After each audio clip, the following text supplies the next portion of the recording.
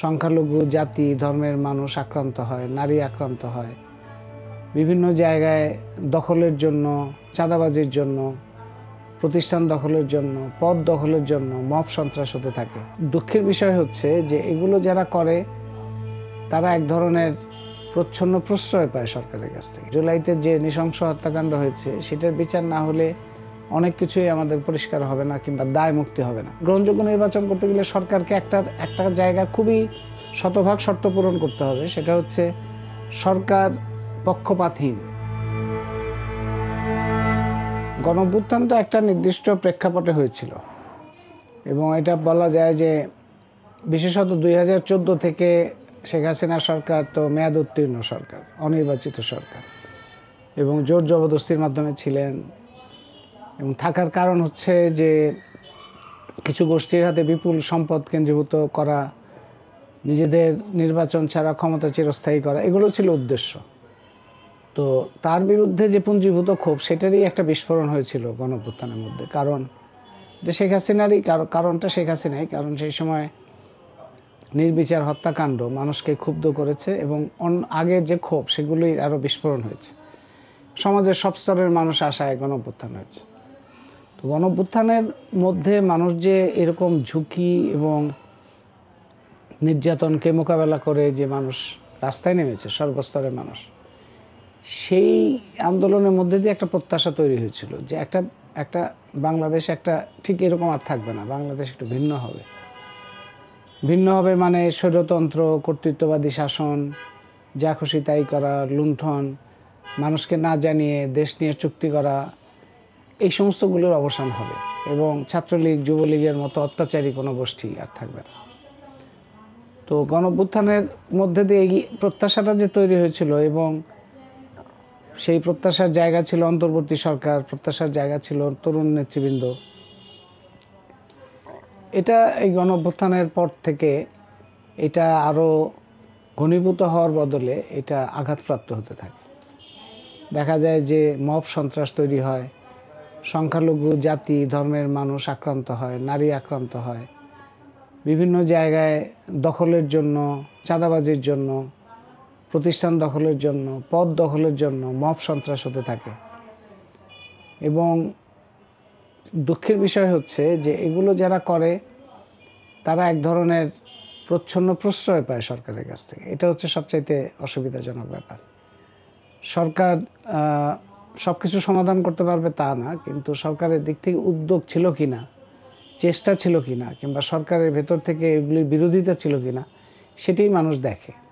তো মানুষ যখন দেখছে যে সরকারের ভেতর থেকেই কেউ কেউ এগুলিকে পৃষ্ঠপোষকতা দিচ্ছে কিংবা প্রশ্রয় দিচ্ছে কিংবা এক ধরনের যৌক্তিকতা দাঁড় করানোর চেষ্টা করছে, কিংবা সরকারের বাহিনী সেটাকে, সরকারের যে প্রতিষ্ঠান, প্রশাসন, পুলিশ, এগুলো থামানোর চেষ্টা করছে না, তখন মানুষের মধ্যে এই প্রত্যাশা ভঙ্গ শুরু হয়। তো তার ফলে যে আদি প্রত্যাশা, সেই প্রত্যাশার একটা ভাঙন হয়েছে এবং গণতান্ত্রিক রূপান্তরের যে আহ্বান আমরাও রেখেছিলাম ধ্রুবযাত্রার মধ্যে, যে বাংলাদেশে শেখ হাসিনা পতন হইলেই তো হবে না, একটা গণতান্ত্রিক রূপান্তরের প্রক্রিয়ায় যেতে হবে। তো সেটা এখন পর্যন্ত আমি মনে করি যে আমাদের আয়ত্তের মধ্যে আসে নাই, কিংবা সরকারেরও উদ্যোগটা অনেক দুর্বল। তো সেই জন্য এই লড়াইটা আরও চলতে হবে মনে হচ্ছে। সরকারকে সফল বা ব্যর্থ বললে মানে সরকার আদৌ চেষ্টা করেছে কিনা সেটাই প্রশ্ন। আইন শৃঙ্খলার মধ্যে আমি যদি বলি, একটা হচ্ছে মব সন্ত্রাস, আরেকটা হচ্ছে চাঁদাবাজি, তারপরে বিভিন্ন জায়গায় যে ছিনতাই ইত্যাদিও বেড়েছে, খুন বেড়েছে, আমরা নারী নির্যাতন, যৌন নিপীড়ন সেগুলো বেড়েছে, নারীর উপরে সরাসরি আক্রমণ, মাজার ভাঙা, সংখ্যালঘুদের মন্দির ভাঙা, এই সমস্ত বেড়েছে। এগুলোর ব্যাপারে সরকারের দিক থেকে কোনো শক্ত পদক্ষেপ ছিল না এগুলোর বিরুদ্ধে। অন্তত মানে জোর গলা এগুলোর থামানোর কথা বলা, সেটাও অভাব ছিল। তারপরে এগুলির যে বিচার করা, মানে যারা এগুলোর জন্য দায়ী তাদেরকে যে বিচার করা বা তাদেরকে গ্রেপ্তার করা, সেটার ব্যাপারেও যথেষ্ট দুর্বলতা ছিল। মানে সরকারের দুর্বলতা একদিকে প্রকাশিত হয়েছে, অন্যদিকে এটার ব্যাপারে অনাগ্রহ দেখা গেছে। মানে এগুলিকে সরকার গুরুত্ব দেয় নাই, যে এগুলি যে দমন করা দরকার, থামানো দরকার, জনস্বার্থ রক্ষায়, জনগণের নিরাপত্তা নিশ্চিত করায়। কারণ বাংলাদেশে সে একজন মানুষ যে ধর্মেরই হোক, যে জাতিরই হোক, যে লিঙ্গেরই হোক, নাগরিক হিসেবে তার একটা নিরাপত্তা পাওয়ার অধিকার আছে এবং এটা সরকারের দায়িত্ব। সুতরাং কাউকে যদি তার পরিচয়ের জন্য কিংবা তার দুর্বলতার জন্য তার উপর আক্রমণ হয়, সেটা সরকারের দায়িত্ব। তাকে সরকার যদি সেক্ষেত্রে দুর্বলতা দেখায় কিংবা নিষ্ক্রিয়তা দেখায়, এটা সরকারের উপরই দায়টা পড়ে। নতুন দলের তো এখন পর্যন্ত আমরা কোনো পরিষ্কার ঘোষণা কর্মসূচি পাইনি। তারা যে সমস্ত কথাগুলো বলছে ওগুলি এখনও কোনো সুনির্দিষ্ট না। যেমন নতুন রাজনৈতিক বন্দোবস্ত। নতুন রাজনৈতিক বন্দোবস্ত বলতে কি বোঝায়? সেখানে কি কি থাকবে? সেখানে কি মব সন্ত্রাস থাকবে? সেখানে কি চাঁদাবাজি থাকবে? সেখানে কি জমি দখল থাকবে? সেখানে কি ধর্ম, জাতি, শ্রেণী, লিঙ্গ পরিচয়ের মানুষ, সকল পরিচয়ের মানুষ নিরাপত্তা পাবে? সেইটার একটা হচ্ছে কাগজের ঘোষণা, সেটারও অভাব আছে। আবার তাদের যে কথাবার্তা এবং ভূমিকা, সেগুলির মধ্যেও এগুলি সম্পর্কে কোনো আশাব্যঞ্জক কোনো চিত্র পাওয়া যাচ্ছে না যে বাংলাদেশে তারা আসলে নতুন রাজনৈতিক বন্দোবস্ত বলতে কী বোঝাচ্ছে। এবং নিজেদের মধ্যে, তাদের মধ্যেও দেখা যাচ্ছে যে বিভিন্ন দ্বন্দ্ব সংঘাত দেখা যাচ্ছে। অন্যদের সাথে তো দেখাই যাচ্ছে, তাদের নিজেদের মধ্যেও দ্বন্দ্ব সংঘাত, পার্থক্য দেখা যাচ্ছে। নারী হিসেবে যারা আছেন তারা বিভিন্ন অভিযোগ তুলছেন, সেগুলো একটা খুব উদ্বেগের বিষয়। তো আমি মনে করি এসব বিষয়ে তাদের অবস্থান পরিষ্কার করা দরকার। যারা নিপীড়ন, বৈষম্য কিংবা সন্ত্রাসের সাথে যুক্ত, চাঁদাবাজির সাথে যুক্ত, তারা তাদের যে এই নতুন দলের নেতৃত্ব গ্রহণ করে না বা নতুন দলের নেতৃত্বের সাথে তারা নাই, এইটার ব্যাপারে মানুষের মধ্যে যে সন্দেহ, অবিশ্বাস এবং প্রশ্ন তৈরি হয়েছে, সেগুলোর সমাধান না করলে তাদের পক্ষে জনগণের আস্থা অর্জন করা কঠিন হবে। সংস্কার প্রক্রিয়া, এই সরকার অনেক কিছু করতে পারত। মানে অন্তর্বর্তী সরকার তো স্থায়ী সরকার না, কাজে তার কাছ থেকে বেশি আশা করে লাভ নাই। কিন্তু অনেকগুলো সংস্কারের সূচনা করতে পারত এবং তাদের নিজেদের আচরণেও কিছু পরিবর্তন দেখাতে পারত, যে সরকারের উপদেষ্টা হিসেবে, মন্ত্রী হিসেবে, কর্মকর্তা হিসেবে। কিন্তু আমরা দেখতে পাচ্ছি যে আগের সরকারের কিছু তৎপরতা, যেমন গোপনে চুক্তি করা, জনগণকে না জানিয়ে গোপনে বিদেশি কোম্পানির সাথে চুক্তি করা, গোপনে আমদানির চুক্তি করা। এলএনজি আমদানির চুক্তি পেট্রোবাংলা জানে না। বোয়িং বিমান কেনার চুক্তি, অর্ডার দেওয়া হয়েছে 25টা বোয়িং বিমান জানে না। তারপরে ট্রাম্পের আদেশনামা, সেটা জনগণ জানে না, সরকার একের পর এক বাস্তবায়ন করে যাচ্ছে। এগুলি তো আগের সরকারের আমল, এগুলি থেকেই তো আমরা বের হতে চেয়েছি, যে জনগণকে না জানিয়ে জনগণের সম্পদ বা দেশ নিয়ে কোনো ধরনের চুক্তি করা যাবে না। এটাই ছিল গণঅভ্যুত্থানের বড় একটা, এবং নতুন বন্দোবস্ত বললে এইগুলিকে নিশ্চিত করা।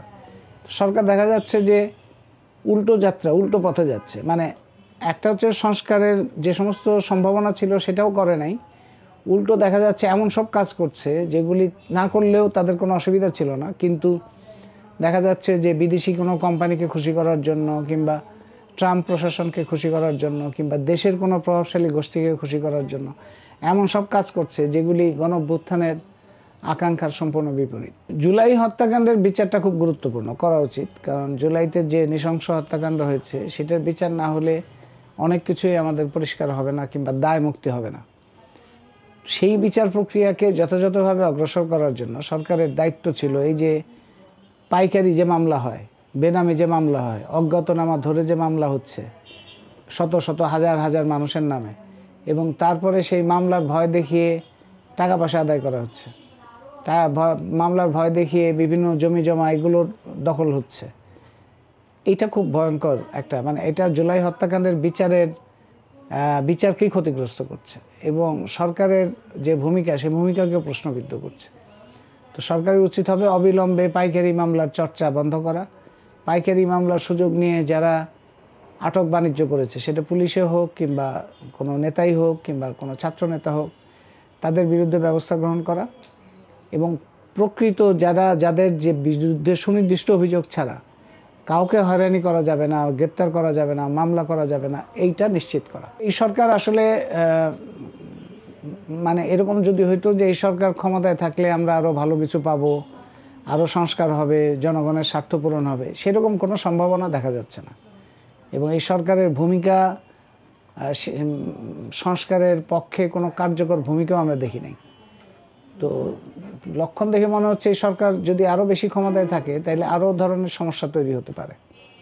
সেই জন্য আমি মনে করি যে নির্বাচন, একটা গ্রহণযোগ্য নির্বাচনের জন্য যতটুকু সংস্কার দরকার, যতটুকু প্রস্তুতি দরকার, যেমন নির্বাচনী প্রক্রিয়াকে যাতে ওইখানে সন্ত্রাসী শক্তি কিংবা চোরাই টাকা কিংবা সাম্প্রদায়িকতা, জাতিবিদ্বেষ এগুলি কোনোভাবে কাজ করতে না পারে, কোনো দল এগুলির উপরে ভর করে যেন ভোট নেওয়ার চেষ্টা না করতে পারে, সেই বিষয়টা নিশ্চিত করে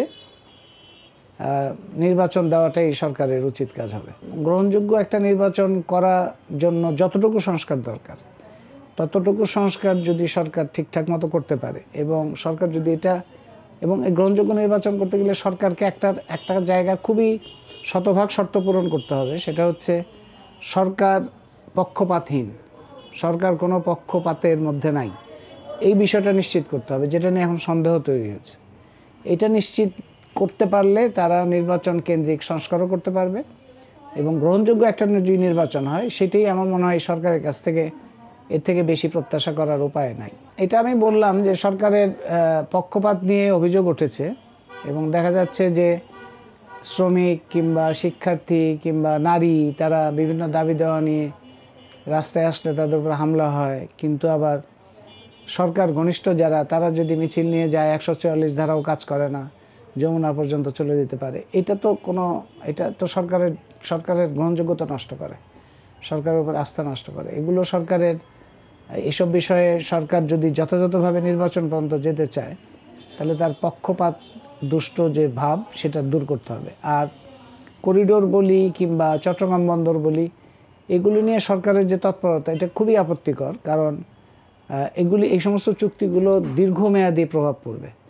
দীর্ঘমেয়াদী যে সমস্ত জায়গায় প্রভাব পড়বে সেটাই স্বল্পমেয়াদী সরকারের দায়িত্ব না সেগুলো পালন করা, কারণ এই দীর্ঘমেয়াদী চুক্তির প্রভাবের জন্য কাউকে না কাউকে জবাবদিহি করতে হবে। এই সরকার তো কদিন পরে থাকবে না, জবাবদিহি কে করবে?